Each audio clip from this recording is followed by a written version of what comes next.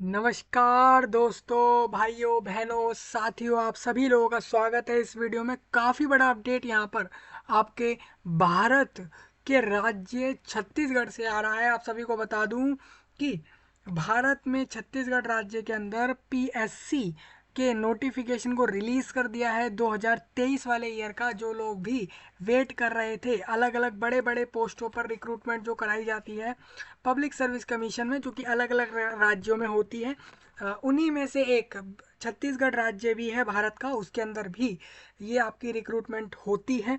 और इस रिक्रूटमेंट के लिए जो नोटिफिकेशन था 2023 का, जो कि पीएससी यानी पब्लिक सर्विस कमीशन, यानी कि वो सर्विस जो कि गवर्नमेंट में होकर, मतलब कि सरकारी, अब आपको बता दूं जैसे कि राज्य की जो गवर्नमेंट है उसके अंडर रहकर ये सर्विस के अंदर काम करते हैं लोग, और ये सरकारी जॉबें होती हैं।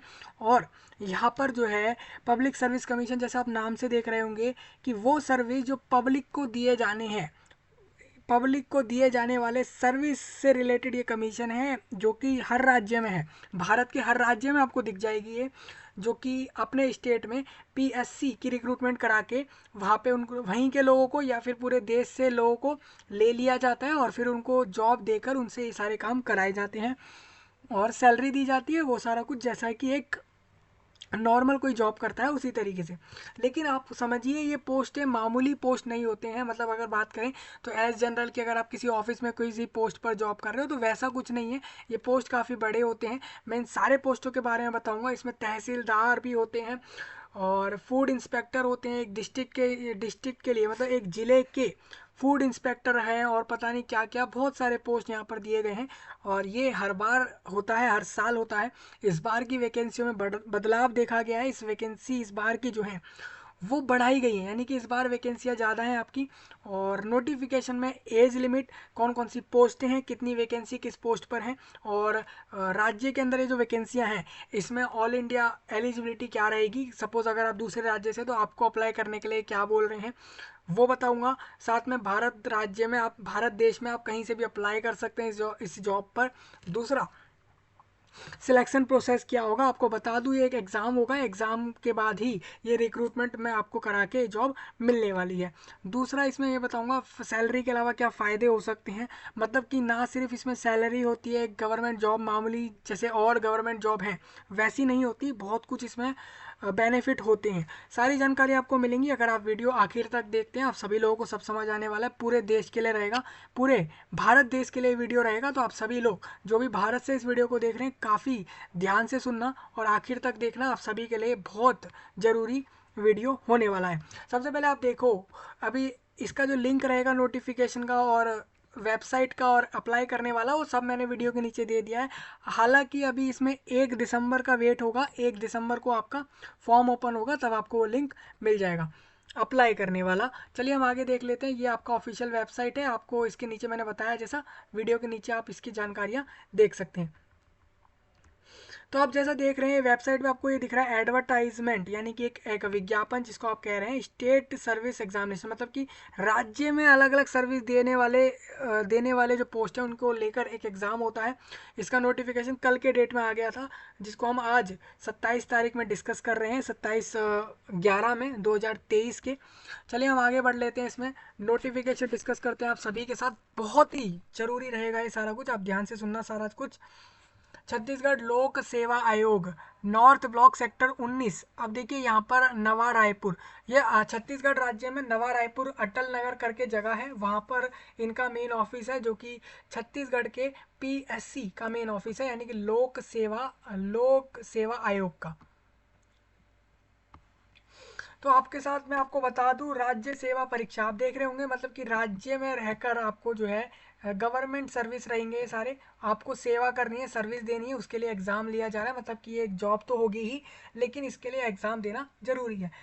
प्रारंभिक परीक्षा की तिथि आपको बता देता हूँ कि आप जो है इसमें 11 फरवरी के सुबह 10 बजे से 12 बजे तक तथा 3 बजे से 5 बजे तक होगा। मतलब कि इसका एग्ज़ाम 11 फरवरी को होने वाला है। मुख्य परीक्षा की संभावित तिथि, यानी कि एक्सपेक्टेड आप समझ लो कि ये 13, 14 और 15 और 16 जून में होगा 2024 में।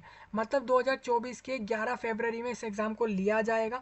ये एग्ज़ाम इन सारे पोस्टों पर होगा जो बता रहा हूँ, ये राज्य भर में रहेगा, पूरे छत्तीसगढ़ राज्य में ये एग्ज़ाम होने वाला है। ये एग्ज़ाम आपको बता दूं प्रारंभिक परीक्षा होती है, उसके बाद इसकी मुख्य परीक्षा भी होती है, मेंस एग्ज़ाम होता है जो ये लोग जून में लेंगे 2024 में। प्रारंभिक परीक्षा हेतु ऑनलाइन आवेदन की तिथि आपको बता देता हूँ।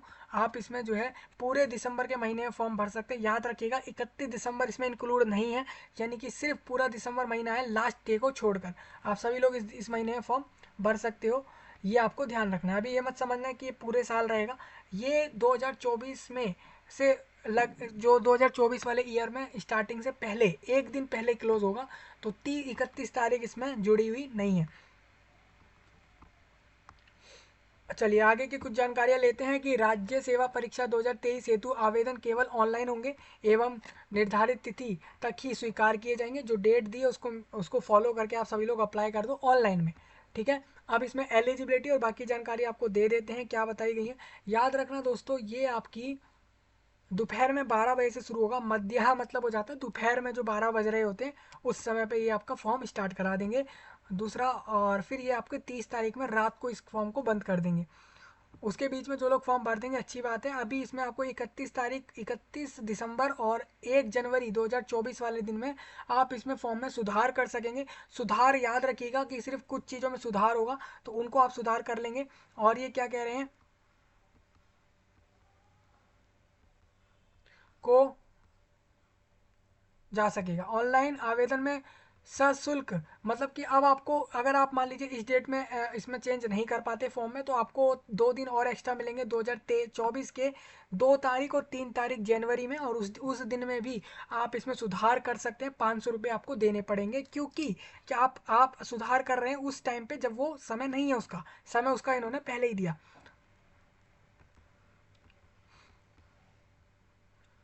छत्तीसगढ़ अभी देखिए इन्होंने क्या बोला है, 2014 के रूल्स के हिसाब से रिक्रूटमेंट चल रही है, ये यहाँ पर बता रहे हैं। यानी कि छत्तीसगढ़ के द्वारा यहाँ पर प्रावधान, मतलब छत्तीसगढ़ में जो रूल रेगुलेशन बनाए गए इस रिक्रूटमेंट के रिगार्डिंग, उसके अंदर ये 2014 वाला रूल यहाँ पर यूज़ करेंगे।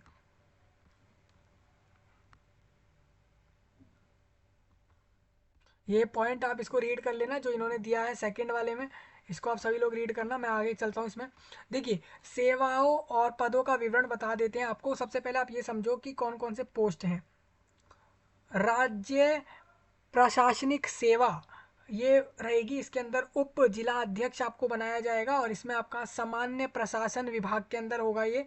कुल रिक्तियों की वर्गवार बता देता हूँ कितनी वैकेंसियां हैं। अना मतलब कि यूआर, अजा मतलब कि अनुसूचित जाति, अजजा मतलब कि अनुसूचित जनजाति, अपीब और ये हो जाएगा SC ST, और यूआर और अपीव मतलब हो जाएगा अदर बैकवर्ड कास्ट, यानी कि OBC। ये आपका फोर्थ वाले में हो जाएगा, ये आप देख रहे होंगे, मैं आपको दिखाना चाहता हूँ। ये जो आप फोर्थ कॉलम में देख रहे हो ये आपका OBC रहेगा, ये ST रहेगा, और ये SC हो जाएगा, और ये UR हो जाएगा। छत्तीसगढ़ के स्थानीय निवासी महिलाओं के लिए, मतलब कि जो छत्तीसगढ़ राज्य में राज्य की निवासी हैं और साथ में वो महिलाएं हैं, तो वो सभी लोगों की वैकेंसी आपको यहाँ से यहाँ तक दिखेगी। ये वाली आपके लिए रहेंगी, आप इसको देखना यहाँ से। और कुल रिक्तियों की जो संख्या आपको बताई गई उसमें जो छत्तीसगढ़ भूतपूर्व सैनिक के लिए, यानी कि छत्तीसगढ़ राज्य के एक्स सर्विसमैन के लिए वैकेंसियाँ यहाँ से हो जाएंगी। तो और छत्तीसगढ़ के स्थानीय निवासी डिसेबिलिटी वालों के लिए वैकेंसी यहाँ पर आपको इस वाले पूरे कॉलम में दिखने वाली हैं। और फिर मैं आपको यहाँ से इसकी सैलरियाँ भी बता दूंगा। तो आप देख पा रहे होंगे इस टेबल के अंदर सिंपल सी सारी चीज़ें क्लियर हो रही होंगी आपको। ये आपकी पोस्टों के बारे में बताया कि किस विभाग में किस पोस्ट पर आपकी जो रिक्रूटमेंट चल रही है वो होगी, कितनी वैकेंसियाँ कैटेगरी वाइज वो आप देख सकते हो। महिलाओं की अलग होगी छत्तीसगढ़ की महिलाओं की। हालांकि अगर आप दूसरे राज्य की महिलाएं हैं तो आपको इन वाली वैकेंसियों में देखा होगा, आपको इन वाली वैकेंसियों में आपकी कैटेगरी वाइज ले लिया जाएगा। याद रखिएगा आप अगर दूसरे राज्य से हैं तो आपको UR कैटेगरी में लिया जाएगा। मैं आपको बता दूं अगर आप उप जिला अध्यक्ष बनते हैं इस विभाग में, सामान्य प्रशासन विभाग में, तो टोटल वैकेंसियाँ यहाँ पर 8 हैं, और आपको 56,100 रुपये मिलेंगे स्टार्टिंग में। आपकी मतलब आपको ये जॉब मिलते के साथ ही 56,000 रुपये की सैलरी से शुरुआत होगी। इस पोस्ट पर बात कर लें तो OAL और B यानी ब्लाइंड की वैकेंसी रहेगी, यानी डिसेबिलिटी में ब्लाइंड लोग इस पर अप्लाई कर सकते हैं और OAL वाले भी कर सकते हैं। अभी किसी को मान लीजिए छत्तीसगढ़ राज्य वित्त सेवा अधिकारी बनना है तो उसके लिए उसको वित्त विभाग में डाला जाएगा और उसकी वैकेंसी 6 है और 56,100 रुपये उसको सैलरी दी जाएगी।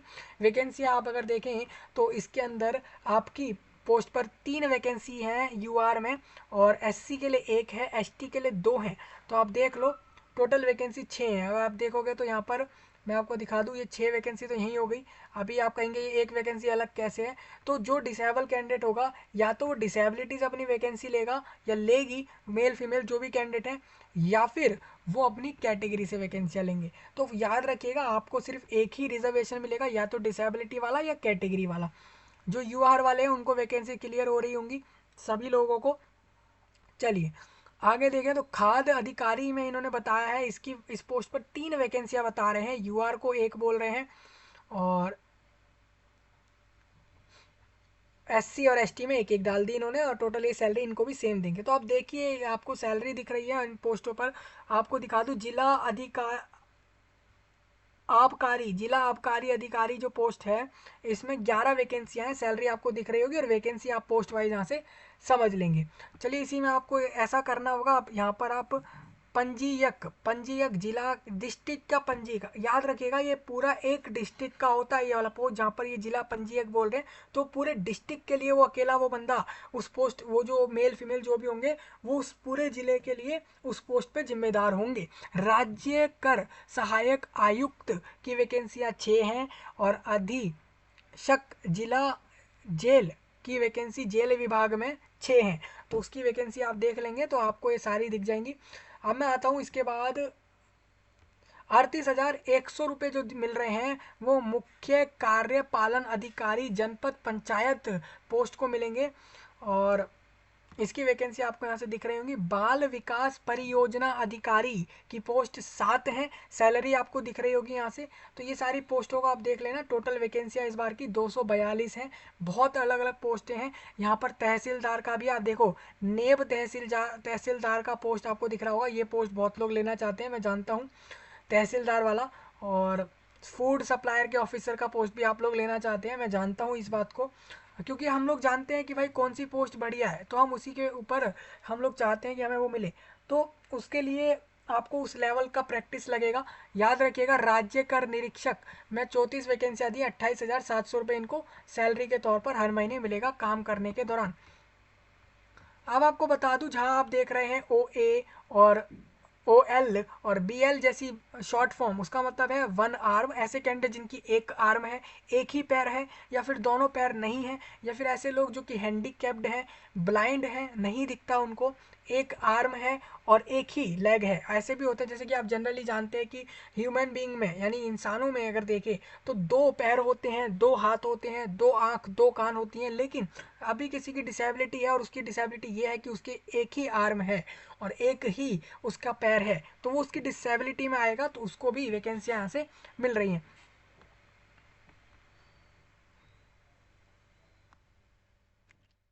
तो SLP, अब इस बात को ध्यान रखिएगा कि ये सारी वैकेंसी जो आपको बताई ये इसी तरीके से होंगी जैसे आपको कैटेगरी वाइज टेबल में दी गई हैं।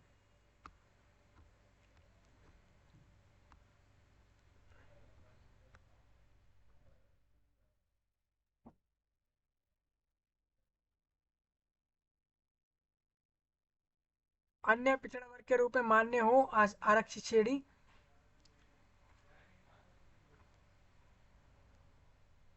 देखिए इन्होंने वही चीज बता दी। आप अगर देखते हैं 4 पॉइंट में इन्होंने काफी शॉर्ट में, मतलब पता नहीं क्या इनको था इतना, इन्होंने सारे डिटेल्स तो दिए लेकिन आप देख लो कि इन्होंने इतना छोटा छोटा लिख के दिया है। आप अगर देखें 4th पॉइंट में तो इन्होंने लिखा है कि जो मान लीजिए दूसरे राज्य के किसी रिजर्व कैंडिडेट हैं कैटेगरी वाइज, तो उनको ये कह रहे हैं कि हम आपको UR में लेंगे क्योंकि हमारे राज्य की वैकेंसी है, हम स्टेट गवर्नमेंट की जॉब दे रहे हैं, इस वजह से हम आपको यहाँ पर UR कैंडिडेट मानेंगे, यानी हम आपको कोई रिजर्वेशन नहीं देंगे। आप अगर अनुसूचित जाति जनजाति भी हैं अगर अपने राज्य में, तो हमारे राज्य में आप एक ओपन कैटेगरी वाले होगे। तो इस बात की जानकारी इस पूरे पैराग्राफ में दी गई है। प्रारंभिक परीक्षा के केंद्रों की बात कर लेते हैं कि प्रीलिम्स एग्जाम कहाँ होगा। तो छत्तीसगढ़ राज्य के अंबिकापुर और बैकुंठपुर, बिलासपुर और धमतरी और दुर्ग, भिलाई, दंतेवाड़ा और जगदलपुर और जांजगीर चांपा और जशपुर, कव कवर्धा और कांकेर, कोरबा और महासमुंद, रायपुर, रायगढ़। और ये सारी जगहें आपको दिख रही होंगी, ये पूरी लिस्ट आपको दिख रही है। मुंगेली और गोरेला, मरवाही, बालोद और बेमेतरा, सुकमा और बीजापुर, ये सारी जगह जो आपको दिख रही है ना लिस्ट के अंदर, ये सारी वो जगहें हैं जो आपके छत्तीसगढ़ राज्य में है और इन जगहों पर आपके सेंटर रहेंगे जो आपको 5 नंबर के पूरे पॉइंट में दिख रहे हैं। ये प्रारंभिक परीक्षा के होंगे, याद रखिएगा। मुख्य परीक्षा में सेंटर कम होंगे। मुख्य परीक्षा अंबिकापुर, बिलासपुर और दुर्ग, भिलाई में होगी। इसके अलावा जगदलपुर और रायपुर, इन्हीं जगहों पर होगी। इन्हीं सिटी प्लेस या आप ये कह लो इन्हीं जिलाओं में या इन्हीं बड़ी बड़ी जगहों पर एग्जाम लिया जाएगा राज्य में। हर जगह नहीं होगा मेंस का एग्जाम, और हर जगह प्री का एग्जाम यानी प्रारंभिक परीक्षा भी नहीं होगी। जहां होगी वो इन्होंने बता दिया है।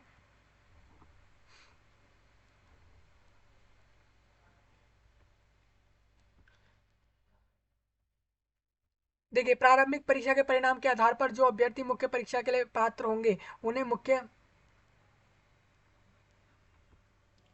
तो याद रखिए आपको मेंस के लिए अलग से फॉर्म भरना है। अभी सिर्फ आप प्रारंभिक परीक्षा यानी प्री के लिए फॉर्म भर रहे हैं। प्री करके एग्जाम होगा इसी जॉब का, जो आप पहले यहाँ से भर देंगे अभी 1 दिसंबर जब चालू हो रहा है फॉर्म। मेंस का आप लोगों को बाद में भरना है। न्यूनतम इसमें जो क्वालिफिकेशन है वो आपको बता देते हैं, क्या बोल रहे हैं ये।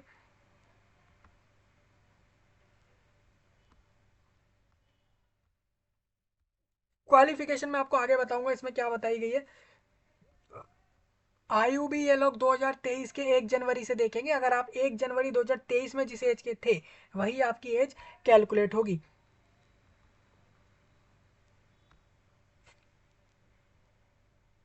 हाँ, तो आयु इन्होंने बताई है कि ये जो आपकी सामान्य प्रशासन विभाग के अंदर जो वैकेंसी थी उसके लिए कह रहे हैं कि आपकी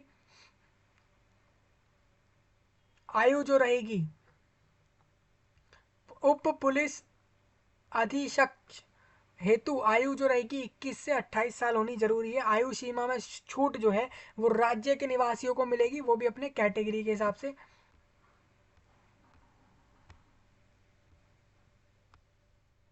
तो ये सारे पॉइंट आप यहाँ से देख लेना। जो लोग राज्य के निवासी होंगे उन्हीं को छूट मिलने वाली है। उप पुलिस जो आपकी पुलिस वाले विभाग में जो वैकेंसी है उसके लिए आपकी हाइट आप याद रखिएगा 168 सेंटीमीटर होनी चाहिए पुरुषों की, 155 सेंटीमीटर होनी चाहिए महिलाओं की।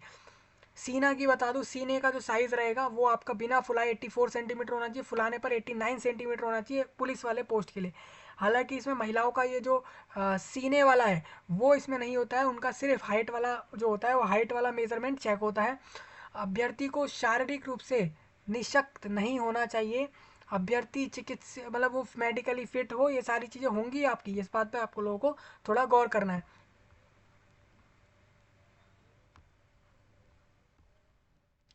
तो उम्मीद है आप सभी लोगों को आयु समझ आई होगी यहाँ पर।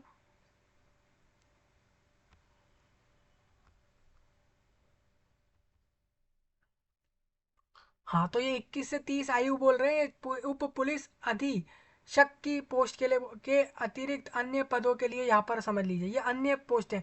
पुलिस वाले पोस्ट को छोड़ के बाकी वाले पोस्टों के लिए 30 मैक्सिमम एज रहेगी। पुलिस वाले पोस्ट के लिए 28 मैक्सिमम एज है। रिलैक्सेशन आपको अपने कैटेगरी में रिजर्वेशन के हिसाब से मिल रहा होगा। सभी छूटे अगर कोई कैंडिडेट मान लीजिए SC ST भी है और डिसेबिलिटी में भी आ रहा है तो इस हिसाब से उसका क्या हो गया कि SC ST में 5 साल उसको मिल गए, डिसेबिलिटी के 10 साल मिल गए, तो 15 साल ये हो गए और 30 साल तो आपकी पहले ही मैक्सिमम बताई थी पुलिस वाले पोस्टों के अलावा जो बाकी पोस्ट थे। तो कुल मिला के जो ऐसा कैंडिडेट जो अनुसूचित जाति जनजाति में आया है तो उसको 5 साल रिलैक्सेशन वो मिलेगा। साथ में अगर वो डिसेबिलिटी भी है तो 10 साल वहाँ से मिलेंगे, 15 हो गए। और 30 साल तो मैक्सिमम बताया ही था, तो 45 उनके लिए रहेगा जो कि इस कैटेगरी में आ रहे हैं और राज्य के निवासी हैं।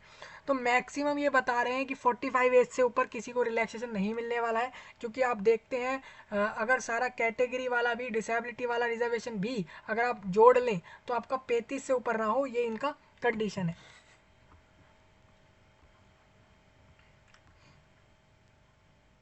अब आपको मैं बता देता हूँ, जो पोस्टें थी आपकी, उन पोस्टों पर पुरुष और महिलाओं की क्या क्या हाइट होनी चाहिए और सीना फुलाए और बिना फुलाए क्या क्या रहना चाहिए, वो आपको यहाँ से देख लेना है। ये आपका रहेगा, ये वाली चीज़ वो है जो पुरुषों के लिए होती है। तो ये वाला टेबल टेबल आप सभी के लिए इंपॉर्टेंट है, आप सभी लोग इसको देखना।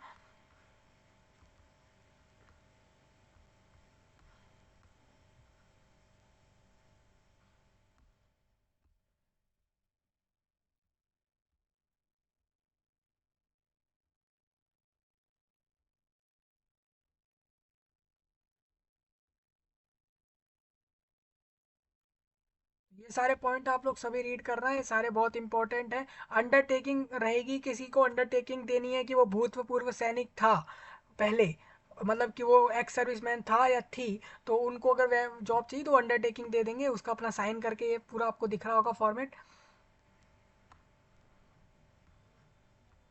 ऑनलाइन आवेदन करने के लिए छत्तीसगढ़ राज्य के बाहर के लोग जो भी होंगे वो 400 रुपये फॉर्म के भरेंगे। छत्तीसगढ़ राज्य के स्थानीय निवासी से कोई भी शुल्क नहीं लिया जाएगा सभी अभ्यर्थियों के लिए। तो याद रखिए, आप लोग अगर छत्तीसगढ़ राज्य में ही रह रहे हैं और आप किसी भी कैटेगरी में हो, आप अगर जनरल भी हो, तब भी आपको वहाँ से पैसे नहीं देने फॉर्म के, याद रखिएगा। लेकिन दूसरे राज्य के सभी लोगों से पैसे लिए जाएंगे, यानी कि 400 रुपये आपको फॉर्म का फीस सबमिट करना होगा यहाँ पे।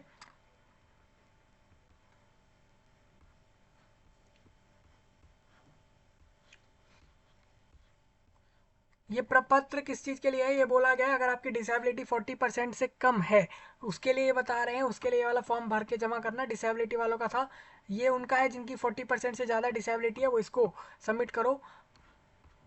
ये डिसेबिलिटी वालों के सारे फॉर्म दिख रहे हैं मुझे यहाँ पर।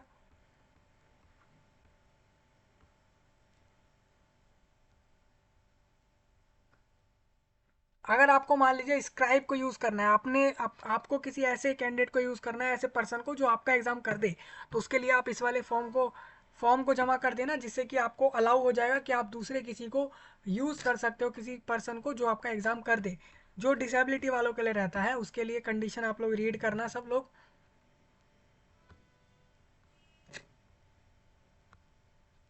यहाँ पर जो आपका एग्ज़ाम करने वाला है उसको ये वाला फॉर्म भरना होगा, और कहना पड़ेगा कि वो अपनी तरफ से घोषणा कर रहा है कि वो आपका एग्ज़ाम कर रहा है या करता है या करती हूँ, कि मैं आपका एग्ज़ाम करूँगी, ये वो उसको बताना है। सहमति से अभ्यर्थी को परीक्षा में उनके कहे अनुसार परीक्षा दिलाने में मदद करने के लिए, तो ये उनके लिए रहेगा। तो ये सब लोग ध्यान से इस चीज़ को देख लेना।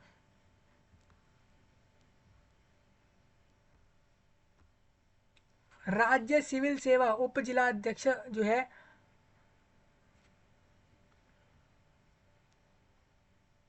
अब देखिए इन्होंने क्या बोला है।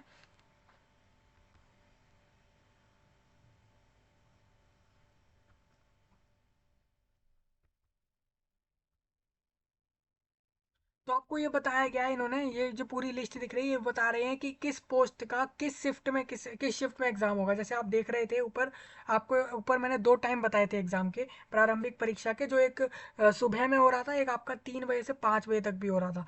तो जो आपका उप जिला अध्यक्ष का एग्जाम होगा वो सेकेंड शिफ्ट में रहेगा। उप अधीक्षक का एग्जाम पुलिस में सेकंड शिफ्ट में रहेगा। राज्य लेखा सेवा का एग्जाम भी सेकंड शिफ्ट में है।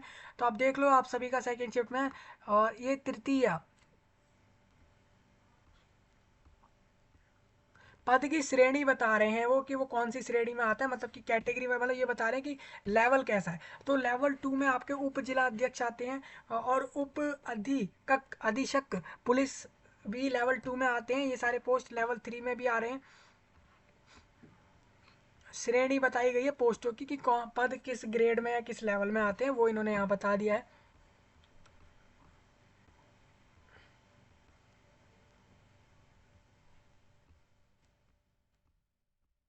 तो ये वाले पॉइंट आप सभी लोग देख लेना यहाँ से।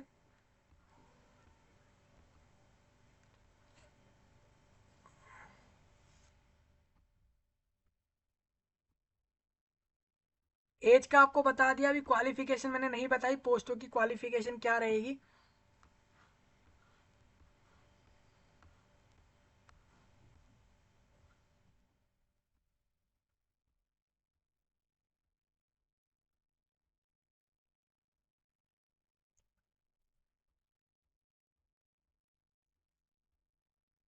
ये सारे पॉइंट आप यहाँ से देख सकते हो, आपको यहाँ सारी कुछ जानकारियाँ दी गई हैं, इन पॉइंटों में आपको जरूर देखना है ये सब क्या बताया जा रहा है यहाँ पे। देखिए, जो आपको इंग्लिश में ऊपर पोस्टों के बारे में बताया था, जैसे आप देख रहे थे कि राज्य सेवक डिप्टी कलेक्टर, वहाँ पे आप देख रहे थे उप जिला अध्यक्ष, तो वो डिप्टी कलेक्टर जो था वो उसको वो सेकंड में आते हैं। सेकंड उनका जो है लेवल है, मतलब कि अगर पोस्ट वाइज अगर आप लेवल समझना चाह रहे हैं तो वो इन्होंने यहाँ बता रखा है। वही चीज़ आपकी इंग्लिश में भी दी गई है। ये दोनों भाषाओं में इसलिए दी गई जिससे कि लोगों को समझ आए। देखिए, अब देखिए, मैं इसमें बता दूं, ऊपर हिंदी में भी यही बताई गई थी क्वालिफिकेशन, इंग्लिश में भी इसको दिया गया है कि आपने कैंडिडेट ने अगर किसी भी फील्ड से ग्रेजुएशन करा है, अगर वो बैचलर पास है तो वो इन पोस्टों पर अप्लाई कर सकते हैं। यानी कि ग्रेजुएट होना जरूरी रहेगा आपका इस पर अप्लाई करने के लिए। तो सभी ग्रेजुएट्स के लिए जॉब है, यानी कि जो लोग भी ग्रेजुएट्स हैं उन्हीं को मिलेगी जॉब, तो इस बात का सभी लोग ध्यान रखें।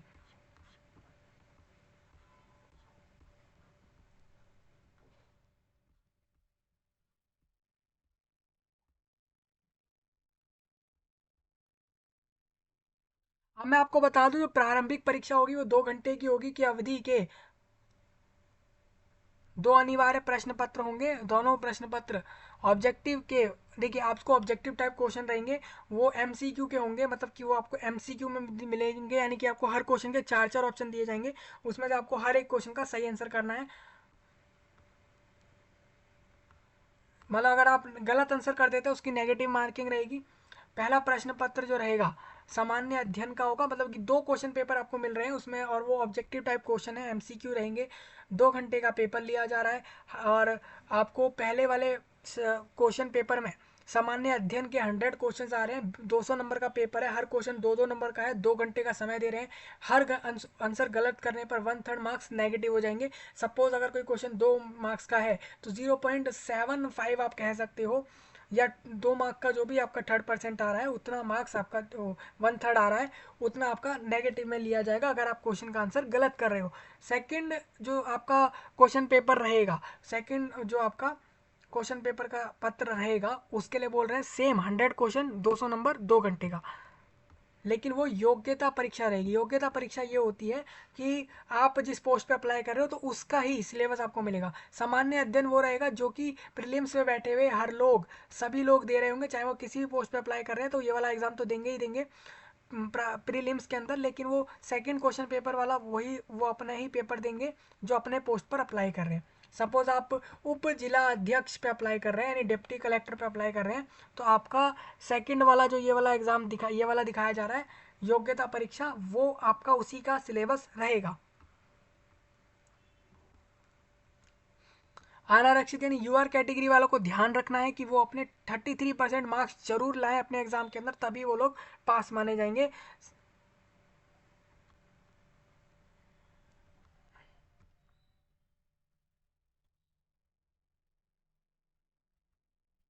नहीं जोड़ा जाएगा, मतलब कि प्रथम चा के लिए अभ्यर्थी का चयन हो किया जाएगा। तो मतलब मैं आपको बता दूं, ये बोल रहे हैं कि जो आपका सेकंड एग्जाम है योग्यता परीक्षा वाला, उसको देखकर तो सिर्फ वो सिर्फ आपको पास करना जरूरी है, लेकिन जो पहला वाला एग्जाम है, पहला वाला प्रश्न पत्र है, उसमें जो लोग जितने ज़्यादा मार्क्स लाते हैं उनके उतने चांस बढ़ जाते हैं कि वो लोग अपने आगे जा रहे हैं नेक्स्ट वाले मेंस के लिए। समझ रहे होंगे, यानी कि सेकंड जो आपका वो था प्रश्न पत्र, उसको सिर्फ पास करना जरूरी है, फर्स्ट वाले में अच्छे से अच्छे नंबर लाने जरूरी है जिससे कि आप मेंस में जाओ।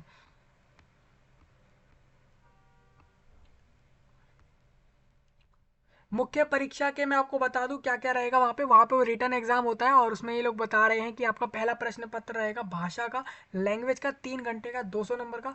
फिर दूसरा प्रश्न पत्र निबंध का होगा, 3 घंटे का, 200 नंबर का। अभ्यर्थी को प्रत्येक खंड से से कुल दो चार दो कुल 4 विभिन्न विषयों पर निबंध लिखने होंगे, मतलब कि आपको 4 अलग अलग विषयों पर, सब्जेक्टों पर निबंध करने हैं जो कि 200 नंबर के होंगे। और उसके बाद सामान्य अध्ययन का 3 घंटे का, 200 नंबर का पेपर। फिर सामान्य अध्ययन सेकंड का 200 नंबर का, 3 घंटे का पेपर। फिर सामान्य अध्ययन, यानी सामान्य अध्ययन के 5 पेपर रहेंगे, 3-3 घंटे के, 2-2 200-200 नंबर के, ठीक है। तो ये 1000 नंबर तो ये अलग हो गए। निबंध और भाषा के आपके 200-200 मार्क्स के अलग से पेपर होंगे, ये 3-3 घंटे के रहेंगे, तो टोटल 1400 नंबर का हो गया है।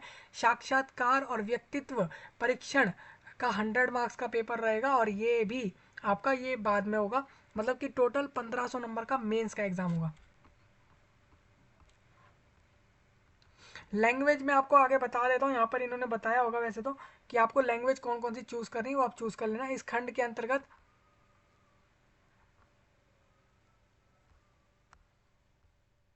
इन्होंने बताया है कि कौन से खंड में, आप देख रहे होंगे यहाँ पे आपको ये अलग अलग खंड दिखे होंगे।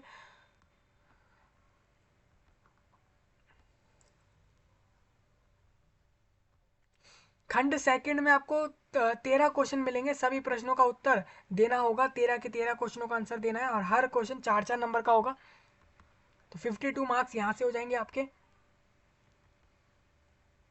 शब्द सीमा आपको 60 रखनी है, वर्ड लिमिट जो रहती है, तो ये सब आप अलग अलग खंडों का यहाँ से आप सारा देख लेंगे जो भी इन्होंने बताया हुआ है। देखिए इन्होंने दोबारा वही बताया आपको, इंग्लिश में सेम बताया, प्रीलिम्स एग्जाम का बताया, कितने घंटे का एग्जाम, कितने क्वेश्चन, कितने मार्क्स, क्या नेगेटिव मार्किंग, और मेंस का भी इन्होंने अलग से बताया। तो ये सभी लोग रीड करना, जो आप समझ रहे थे सामान्य अध्ययन यानी कि जनरल स्टडीज कहा जाता है, 5 उसमें सेक्शन आएंगे, ऐसे का अलग होगा, लैंग्वेज अलग होगा, वो पेपर 1 और 2 आपको दिख ही रहे हैं, और इंटरव्यू या पर्सनैलिटी टेस्ट जो रहेगा वो 100 मार्क्स का होगा, जो कि मेन्स एग्जाम के बाद होता है। सेम वही है, यूपीएससी वाला ही पैटर्न फॉलो है इसमें भी। फर्क इतना है कि वो जो होता है वो वाला जो वो होता है वो सिविल सर्वेंट, वो जो सिविल जॉब होती है ना, सिविल सर्विस वाली यूपीएससी वाली, वो जो होती है वो ऑल इंडिया लेवल पर होती है रिक्रूटमेंट उसकी, मतलब कि वो जो होती है वो जॉब मिल रही होती है तभी जब वो आप अपने ऑल इंडिया बेस की तैयारी करते हो, वो तो अलग ही लेवल है। मतलब ये तो स्टेट की रिक्रूटमेंट हो रही है, स्टेट में भी एक पीसीएस पीएससी होता है, और आपकी सेंट्रल लेवल पर जो आईएएस आईपीएस वाले जो एग्ज़ाम होते हैं वो अलग हो जाते हैं जो यूपीएससी में होते हैं। मेनली स्टेज इनका भी सेम ही है, प्री करा रहे हैं, फिर मेंस, फिर इंटरव्यू, और वही सब आपको यहाँ पे दिख भी रहा है।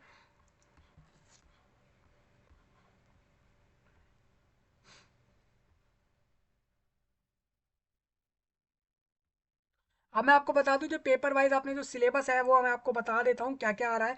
जो प्रीलिम्स का है एग्जाम, उसमें आपके 100 क्वेश्चन आप जो पेपर 1 में देख रहे हो, पेपर 2 रहेंगे प्रीलिम्स में, जैसे कि यूपीएससी में भी होता ही है, आपको पता ही है, लेकिन मैं यूपीएससी को यहाँ मिक्स नहीं कर रहा हूँ, उसको आप अभी भूल जाओ, आप सिर्फ इस पे अपना फोकस रख लो। तो इस पे आपको बता दूं, जो प्रीलिम्स में एग्जाम हो रहा है, तो 50 क्वेश्चन पार्ट ए और पार्ट पार्ट बी, और इसे ऐसे ऐसे आने वाले हैं, 50-50 क्वेश्चन आएंगे, हर क्वेश्चन 2-2 नंबर का होगा। और पहला पार्ट रहेगा जनरल स्टडीज़ का, जिसमें भारत का इतिहास और इंडियन नेशनल मूवमेंट, उसके अलावा physical social and economic geography of India, constitution of India and polity, Indian economy और करंट अफेयर्स, बहुत सारी चीज़ें भाई, बहुत सारी चीज़ें पूछ रहे हैं बड़े स्केल पर। आप समझ रहे हो इन चीज़ों को, ये टॉपिक्स कितने इंपॉर्टेंट हैं और कितनी बड़ी स्केल की चीज़ें पूछी जा रही हैं। सेकेंड पार्ट में जनरल नॉलेज ऑफ छत्तीसगढ़ की पूछी जाएगी सिर्फ, कि छत्तीसगढ़ का इतिहास बताओ, contribution of Chhattisgarh in freedom movement, आज़ादी की जो मूवमेंटें हुई थी उसके रिगार्डिंग छत्तीसगढ़ का, जो छत्तीसगढ़ राज्य है आज के समय पे,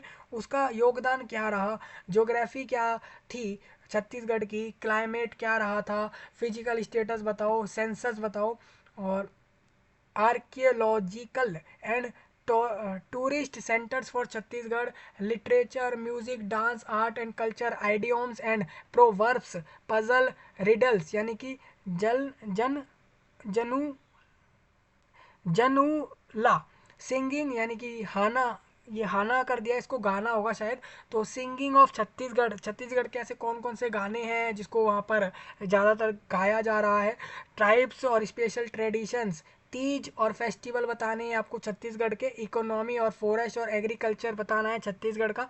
तो ये सारी चीज़ें जो यहाँ पर दी गई हैं ये सब आपके एग्ज़ाम में रहेंगी। पेपर 2 जो हो रहा है प्रीलिम्स में, उसके रिगार्डिंग भी यहाँ पे सिलेबस आपको दिख रहा होगा, इंटरपर्सनल स्किल्स, बहुत सारी चीज़ें। अगर मान लीजिए ये एग्ज़ाम निकलता भी नहीं है ना लोगों का, तो भी वो बहुत कुछ सीख रहे होते हैं इसकी तैयारियाँ करके। और दूसरा, अगर इसमें क्या है कि आप, ऐसा नहीं है कि एक बार नहीं निकला दोबारा भी आप अप्लाई कर सकते हो, हर साल आपको इसकी वैकेंसियाँ देखने को मिलती हैं। पिछली बार जो थी वो 511 वैकेंसियाँ थी, और इस बार उसको 542 करा गया है, यानी कि आप समझ रहे हो कि 30 से लगभग 30-31 वैकेंसी इस बार बढ़ाई गई। अब इन्होंने और डिटेल में बता दिया आपको। ये मुख्य परीक्षा की बात आ गई है। मुख्य परीक्षा में आप देख रहे थे कि जो भी आपका पूछा जा रहा है उसके रिगार्डिंग इन्होंने पूरा सिलेबस खोल कर बताया एक एक चीज़ को। यहाँ पे आप देख रहे हो समाज शास्त्र, छत्तीसगढ़ का भूगोल। अब छत्तीसगढ़ के भूगोल में भी कौन कौन से टॉपिक हैं वो आप यहाँ से देख सकते हो। ये मुख्य परीक्षा का है। याद रखिएगा ऐसे बहुत से टॉपिक है जो आपके प्री में भी आएंगे, मेंस में भी आएंगे, लेकिन उनका लेवल का फ़र्क जो है वह होने वाला है। जो प्रश्न पत्र आप पहला वाला लोगे 200 नंबर का 3 घंटे का मेंस एग्जाम में छत्तीसगढ़ के पीएससी का, उसका भाग एक में हिंदी पूछा जाएगा, इंग्लिश पूछा जाएगा, अलग अलग भाग कर दिए जाएंगे पेपर में। छत्तीसगढ़ी भाषा के लिए लेकर आएगा। फिर सेकंड पत्र जो रहेगा वो अंतर्राष्ट्रीय और राष्ट्रीय स्तर के मुद्दे आ जाने वाले हैं वहाँ पे। फिर छत्तीसगढ़ राज्य स्तर के मुद्दे आएंगे। तो ये है आपका पूरा सिलेबस। चलिए और नीचे आ जाते हैं। देखिए वही चीज़ इन्होंने दोबारा इंग्लिश लैंग्वेज में दी है, सेम वही जो मैंने आपको ऊपर बताई वही चीज़ है।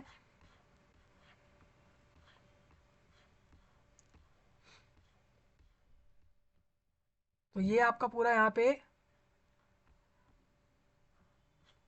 सिलेबस हो रहा है। अब इसमें देखें तो ये क्या बोल रहे हैं। अब ऑनलाइन आवेदन करने में आपको क्या क्या प्रोसेस फॉलो करने हैं। सबसे पहले आप ऐसा करना, छत्तीसगढ़ राज्य की जो पीएससी की वेबसाइट है जिसका लिंक आपको दिया गया है वहाँ पर रजिस्ट्रेशन कर लो। रजिस्ट्रेशन के लिए अपना नाम डाल दो, अपना मोबाइल नंबर, ईमेल आईडी, अपने जेंडर और अपनी एक आईडी प्रूफ और ये सारी जानकारी डाल के एक अपना रजिस्ट्रेशन कर लो। रजिस्ट्रेशन वहाँ से आप कर लोगे ना, उसके बाद अपने आप को रजिस्ट्रेशन आईडी डाल के अपना एक पासवर्ड बनाओ और उसको डालकर लॉगिन करो। लॉगिन करने के बाद आप सिलेक्ट करो कि आप किस कैसे जो है इसमें अप्लाई कर रहे हो, किस पोस्ट पे अप्लाई कर रहे हो। उसके बाद वहाँ पर अपना फ़ोटो साइन अपलोड करो, कास्ट सर्टिफिकेट अपलोड करो, आईडी प्रूफ मांगा जा रहा है अपलोड करो, क्वालिफिकेशन में मार्कशीट, डिग्री अगर मांग रहे हैं वो अपलोड कर दो। एंड में फ़ीस पेमेंट करके सबमिट करो। ये अप्लाई करने का प्रोसेस होता है। अभी आपको अगर डॉक्यूमेंट से रिगार्डिंग कोई प्रॉब्लम आ रही है उसका वीडियो जाके देख लो, वो भी रखा हुआ है चैनल पर ही, उसका वीडियो आप देख सकते हो कि आपको अगर डॉक्यूमेंट अपलोड करने में प्रॉब्लम आती है उसके फॉर्मेट को लेकर। और दूसरा, आपको इसमें फ़ीस सिर्फ अन्य राज्य वालों को पे करनी है। सपोज़ अगर आप दिल्ली और पंजाब और मेघालय, मणिपुर, उड़ीसा, तेलंगाना, त्रिपुरा, असम और तेलंगाना जैसी जगहों पर हैं, या फिर आप मान लीजिए दूसरे किसी हरियाणा में हैं या फिर उत्तर प्रदेश, मध्य प्रदेश जैसी जगहों पर रह रहे हैं या वहाँ के निवासी हैं, तो आपको फ़ीस पे करनी है, लेकिन छत्तीसगढ़ वालों को पे नहीं करनी अगर वो वहीं के मूल निवासी हैं या नागरिकता रखते हैं। तो ये पूरा प्रोसेस आपको यहाँ से दिख रहा है, ये बताया गया है, ऐसे ही आप अप्लाई कर सकेंगे। तो नोटिफिकेशन में मैंने सारा कुछ बता दिया, सिलेबस बता दिया, सैलरी बता दी। इसमें ऐसा नहीं है कि सिर्फ सैलरी, इसमें बहुत सारे फ़ायदे होते हैं भाई। ये पोस्ट जो है डिस्ट्रिक्ट लेवल की भी है और भी ऊपर ऊपर लेवल की भी आपको दिख रही हैं। तो तो काफ़ी अच्छे खासे पोस्ट हैं, जिनको भी चाहिए अप्लाई कर दो। सैलरी मैंने आपको बता ही दी है। और इसमें फॉर्म के लिए आपको 1 दिसंबर से फॉर्म चालू हो जाएंगे। मैं एक बार दोबारा यहाँ पे आपको क्लियर करता हूँ। इस तारीख का आपको वेट करना है जो मैं अभी आपके सामने लिख रहा हूँ।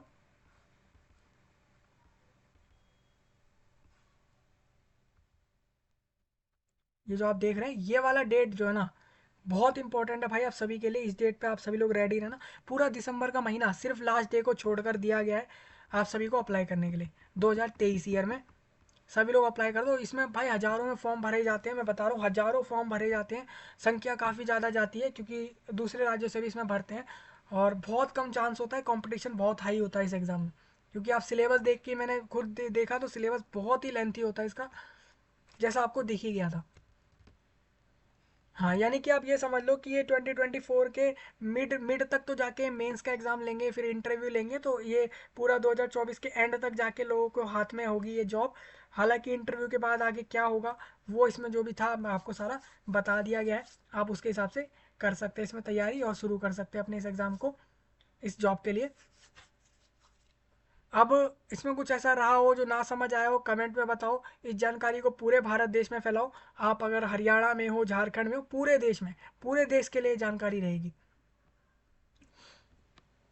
चलिए मिलेंगे आपसे नई वीडियो में, तब तक के लिए आप सभी का धन्यवाद।